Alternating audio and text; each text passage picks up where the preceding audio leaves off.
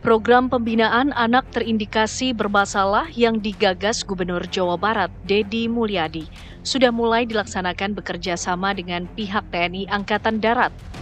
Kodam 3 Siliwangi menyiapkan 2 lokasi, yaitu Barak Militer Resimen 1 Stira Yuda di Purwakarta dan Depo Pendidikan Bela Negara Rindam 3 Siliwangi di Lembang, Kabupaten Bandung Barat.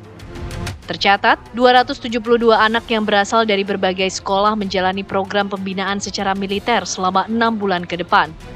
Terdiri dari 53 siswa SMA negeri, 6 siswa SMA swasta, 32 siswa SMK negeri, dan 15 siswa SMK swasta. Meski program ini dianggap cukup berhasil oleh sang gubernur, namun Komisi Perlindungan Anak Indonesia yang melakukan kunjungan ke 2 barak ini menemukan sejumlah hal yang menjadi catatan penting bagi pelaksanaan program. KPAI menyebut jika anak yang menolak untuk ikut pembinaan di barak terancam tidak naik kelas. Anak-anak yang masuk program ini juga tidak jelas kriterianya karena dipilih tanpa adanya asesmen psikologis, hanya berdasarkan rekomendasi guru BK. Alhasil, anak-anak yang mengikuti program ini merasa tidak tahu mengapa dikirim ke barak dan menjadi tidak betah. Belum lagi, KPAI menemukan ketidakseragaman program pembinaan dan kurangnya perlindungan terhadap anak, tidak hanya berpotensi melanggar hak anak. Mungkinkah temuan KPAI ini dapat menunda pelaksanaan program pembinaan yang digagas Deddy Mulyadi di Jawa Barat? Sementara, Deddy Mulyadi menargetkan 2.000 siswa dibina dengan anggaran mencapai 6 miliar rupiah. Ya pemirsa, program pembinaan anak terindikasi bermasalah yang digagas oleh Gubernur Jawa Barat Deddy Mulyadi ini sudah dilangsungkan sejak 1 Mei 2025. Dan bersamaan dengan dilangsungkannya program tersebut, KPAI juga melakukan kunjungan ke lokasi yaitu barak-barak militer yang kemudian digunakan untuk menjadi tempat pembinaan anak-anak ini pemirsa.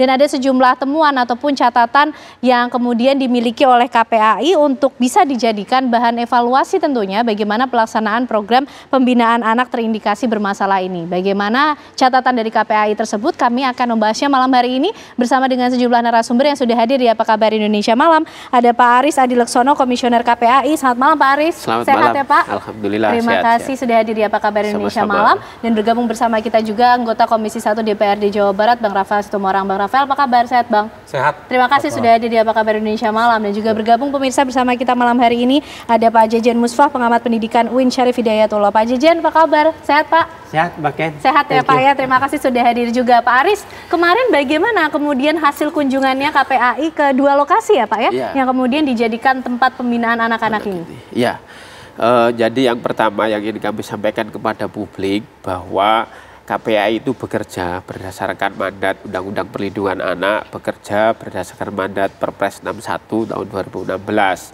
Salah satu tugas KPAI adalah melakukan pengawasan terhadap penyelenggaraan perlindungan program-program kebijakan perlindungan anak baik pemerintah pusat maupun pemerintah daerah, dan juga memberikan masukan atas temuan-temuan hasil pengawasan.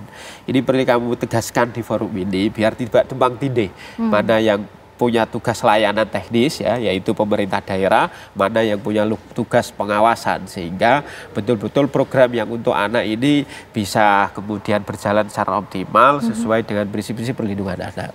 Nah, terkait pengawasan yang kami lakukan terkait program pendidikan barak militer ini, tentu yang pertama pengawasan kami basisnya sistem.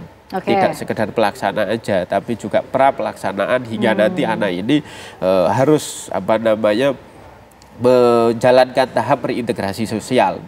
Kembali lagi artinya maksudnya ya Pak ya. Dalam pra pelaksanaan tentu kami kita semua tahu bahwa pro kontranya bermula dari bagaimana kemudian prinsip-prinsip perlindungan anak itu tidak dijalankan dengan baik. Salah satunya misalkan non diskriminatif.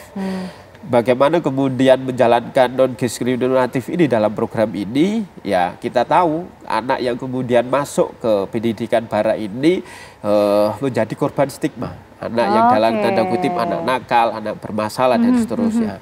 Kalau dari pranya saja sudah melanggar atau ada indikasi melanggar terhadap prinsip perlindungan anak, maka pelaksanaannya juga tentu akan banyak. Ada indikasi pelanggaran mengenai hal itu? Saya pikir ketika melabeli anak dengan stigma nakal bermasalah itu sebuah hal yang sangat fundamental, melanggar prinsip-prinsip perlindungan anak. Kalau perannya saja sudah bermasalah, maka pada perjalanan pelaksanaannya sampai proses nanti anak ini kembali ke lingkungan keluarga, lingkungan sosial pasti akan banyak catatan-catatan. Nah, misalkan ketika di awalnya sudah kena stigma,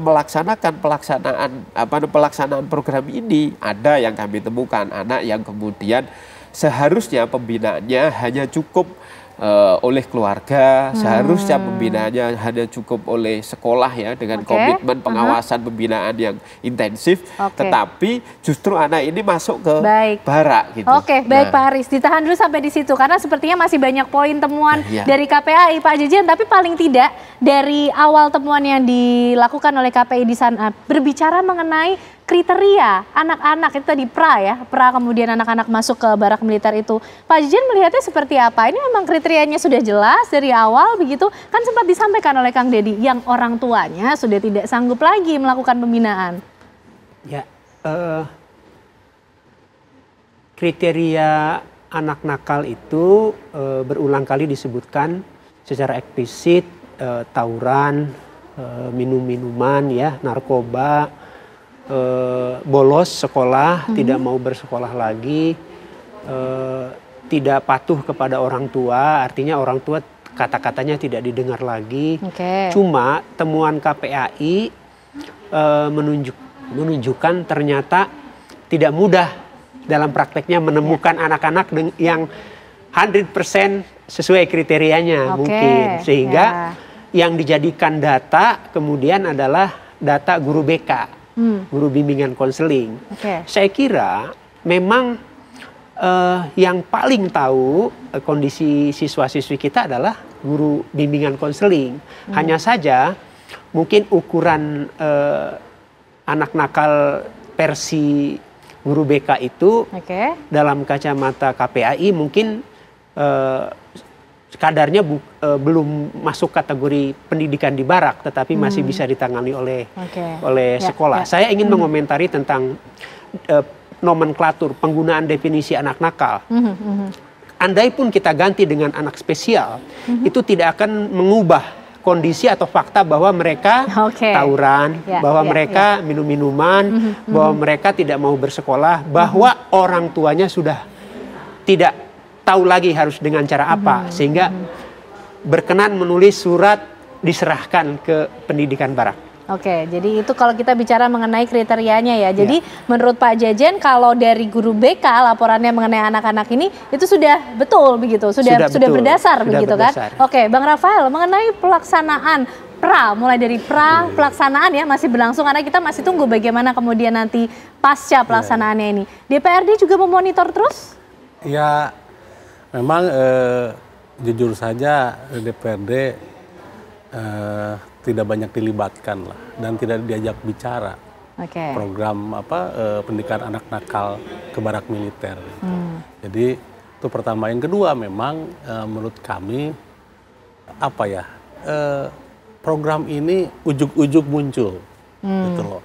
Tidak berdasarkan riset, tidak berdasarkan kajian yang komprehensif. Tapi sama sekali tidak adakah yang dikomunikasikan dari pihak Pemprov Jabar kepada DPRD? Sepanjang saya tahu ya tidak ada, paling baru informasi ini anggarannya dari Dinas Pendidikan 6 miliar. Tapi yang lain-lain enggak. Gitu.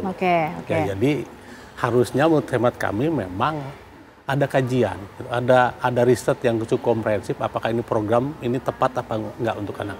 Di Provinsi Jawa Barat, Pemprov itu punya OPD, itu namanya BP2D, Badan Penelitian dan Pengembangan Daerah.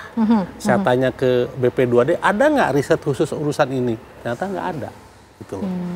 Jadi, menurut hemat kami seharusnya sih program ini dikaji lebih dalam. Dan yang sepengetahuan kami baca di Undang-Undang Sisdiknas belum dikenal. Perda juga ada. Jawa Barat itu punya perda penyelenggaraan pendidikan, nggak dikenal. Yang ada tuh dikenal program inklusif, program berkebutuhan khusus untuk yang difabel. Yang ini nggak ada. Jadi, maksud kita secara regulasi juga harusnya diperkuat dulu. Gitu. Oke, baik pemirsa. Itu paling tidak kemudian laporan lah ya dari KPAI dan juga DPRD kemudian melihat bagaimana pelaksanaan dari program yang digagas oleh Gubernur Jawa Barat Deddy Mulyadi. Sudah 18 hari, paling tidak hampir 3 pekan ya, artinya program ini berlangsung. Apa kemudian temuan lainnya pemirsa, kami akan hadirkan untuk Anda sesaat lagi.